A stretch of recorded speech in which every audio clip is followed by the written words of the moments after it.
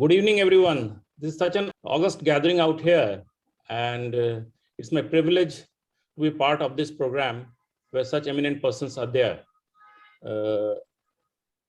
As Rajesh, our Transport Secretary, has set the tone for this today's meeting, he has covered what our state of West Bengal has been doing since 2014 after the Supreme Court came in, gave certain instructions, and what results we have achieved. I do have a lot of data, but I'll not go into repeating the same things because he has already covered a lot in this aspect. But only thing which I would like to say, that traffic is a very important issue, and road safety associated has been a major concern for all of us. If you just see, the globally almost every 20 seconds there is a death on the road. And when you compare the countries, you will see that there are the developed countries, they have a different kind of figure. Then there are the kind of developing countries, they have a different kind of a figure. And the underdeveloped countries, they have a different kind of death figures due to the traffic accidents. So naturally, the question comes into our mind, why this is happening? Because the resources are there, the planning is there, which is much higher level at in the developed countries as compared to the developing countries. So in India, we have made a lot of progress in terms of reducing the accidents and fatalities on the road. For this, as Rajesh has also pointed out, we in West Bengal have undertaken a program called Safe Drive, Safe Life, which was launched by our Honorable Chief Minister, wherein we emphasized on all 4 E's. The traffic department, from the police, we were mainly concerned with the education part as well as the enforcement part. Now, if you just look at how things have progressed, which are the factors which come into the play? There are road users and there are enforcers. And then there are the local inhabitants on the road. The accident is a result of the kind of all 3 coming into some kind of a place. In India, we have an urban sector as well as we have a rural sector. When we have data, we show that the traffic management, if you see, is much better in the urban sector as compared to the rural sector. So accordingly, the planning has been done so that the number of road accidents which occur is brought down all over. Now, when we go into the thing, we must try to know what are the basic causes of the road accidents, which everybody knows about, but still for the sake of the brevity, I'm again repeating it. Overspeeding is one of the major causes for this accident. And in many times, with the 2-wheelers, we are seeing that there is a tendency to just for the joyride, they try to increase the stunts they do. And whenever they find a free stretch, they go for that kind of overspeeding. These are the things which have taken place. And in Calcutta and around adjoining West Bengal areas, we have seen accidents taking place, both for them in which the fatalities has been from the riders as well as the pedestrians have been affected by this kind of accident. The other thing, which is the helmets. This is one of the very important aspects where we emphasize upon the public, the riders to wear the helmets along with the pillion riders. But somehow or the other, we find that the moment a person finds there's an opportunity to not wear it, they try to not wear it. This is where we need our education part comes into play, where we try to go to even to the village level we are going and trying to emphasize that the 2-wheelers are there, the people should wear the helmets. In the 4-wheeler sector, then there is a use of the seat belt is very, very less. If you just see the highway accident, the seat belt, many of the cases, almost 80% of the highway deaths, and you will find that the seat belts have not been worn by the passengers as well as the riders. So this is one of the important. The other aspect is the drunken driving, and which of course everybody knows that enforcement is there, but there is a rampant, this is a cause which we need to put a kind of check into it. Then there is a overloading. Yes, that is also one of the causes in which the many times overloaded vehicles, they do create a problem. Maybe the goods vehicles which are overloaded, the movement is there, the differential speed at times because of that kind of thing also leads to a lot of some of the accidents are there. Then the use of the mobile phones while driving, people, they are using the for communication as well as hearing, and then the split second the accident takes place. Apart from that, what we find that a lot of road users, they're not aware of the traffic road signs, the signals, the traffic signals, what are the road safety rules they need to follow, that they are not aware. This is one aspect. In fact, when we did a kind of a spot survey and we asked the drivers of the trucks as well as the other vehicles, there were a different category, different age groups of drivers were there. And it was just a spot kind of a checking we did. And we found that they were not aware of almost 50% of the rules. Maybe while passing the test, they come prepared and they take the exam, and after that they don't listen, they don't pay much attention to it, and as a result they are not aware of these traffic rules, and that as it is because of that many of the accidents and fatalities they do take place.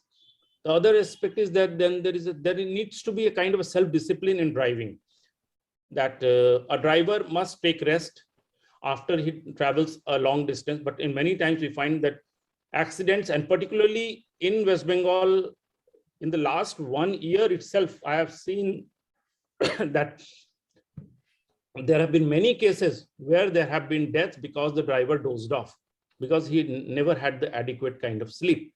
And in most of these cases, these are the passenger vehicles, there have been multiple casualties. So this is one area which needs our attention very much, because a single person's fault is leading to the death of so many people. And very, very unfortunate, many of the cases have taken place, particularly after the COVID. There has been a kind of a restrained enforcement on the road by the police, because there is no drunken driving test and the highways. So this kind of a tendency among the drivers to flout the rules has been there. We are trying to enforce these kind of things, but it becomes difficult on the road at times. So this is one thing. Then there is a pedestrian discipline, which I already told, that pedestrians are not really aware of the fault. They are not really aware that what entails them when they come on the road. They just are not bothered, in particularly in the rural areas. They don't really adhere to the traffic signals. They don't adhere to the zebra crossings. So this, again, the education from our side is important, and which we are doing.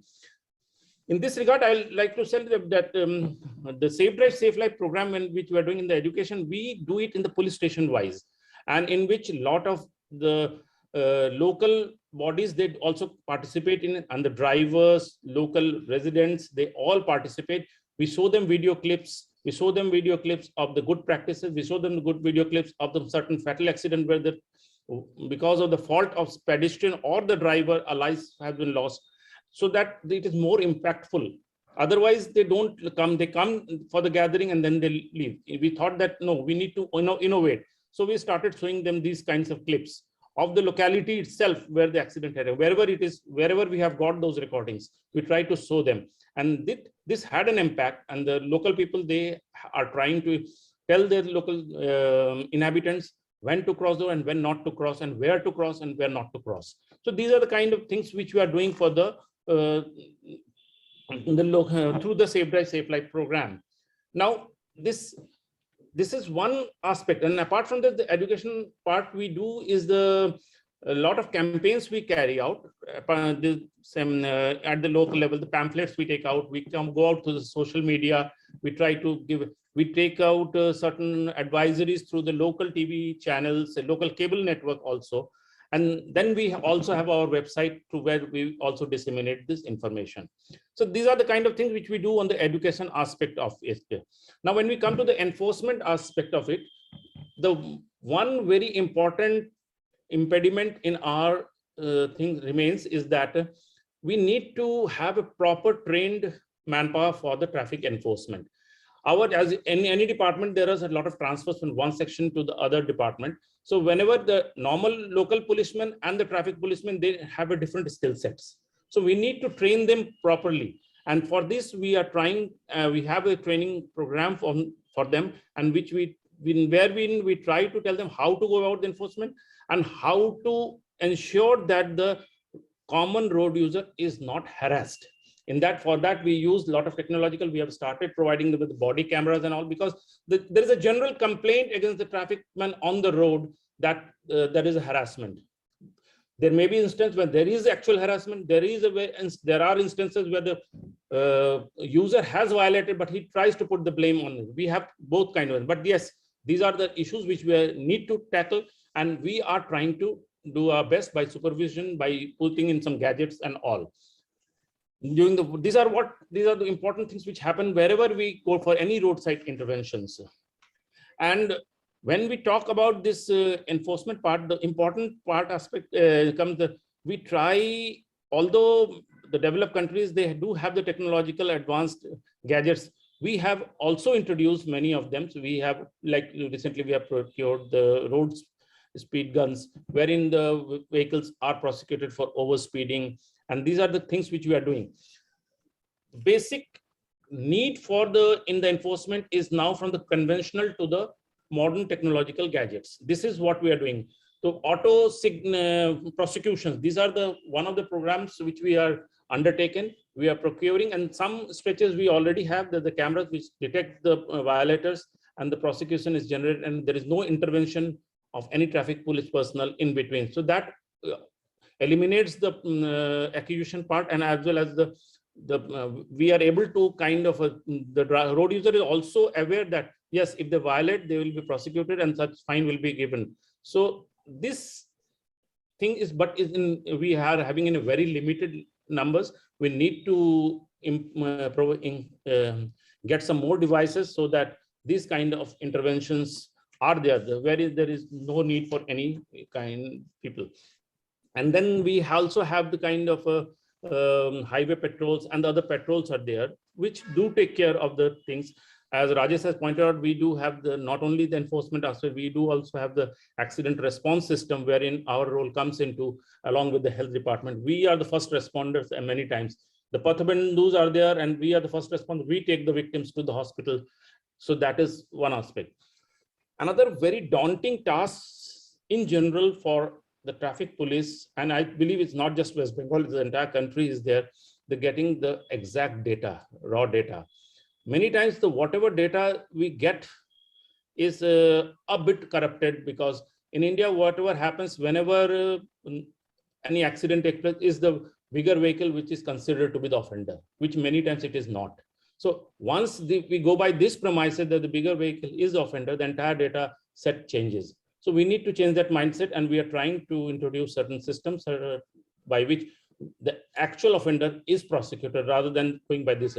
Although the local population itself, who are the so-called first witnesses, they tend to enforce this fact that the bigger vehicle is and there are other aspects, sociological aspect also associated with it. We need to put a check to that, so that the actual incident should be reported and the actual offender should be taken to task.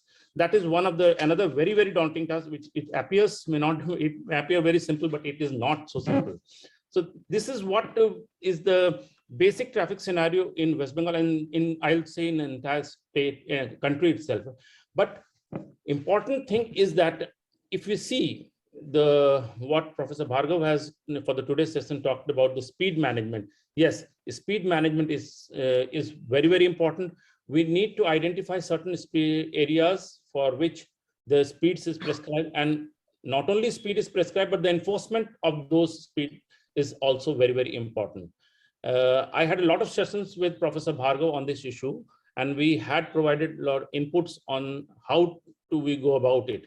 But there is a kind of a thing that when we talk of speed management, if you talk from the enforcement point of the general, from traffic police personnel, everybody thinks of lowering the speed.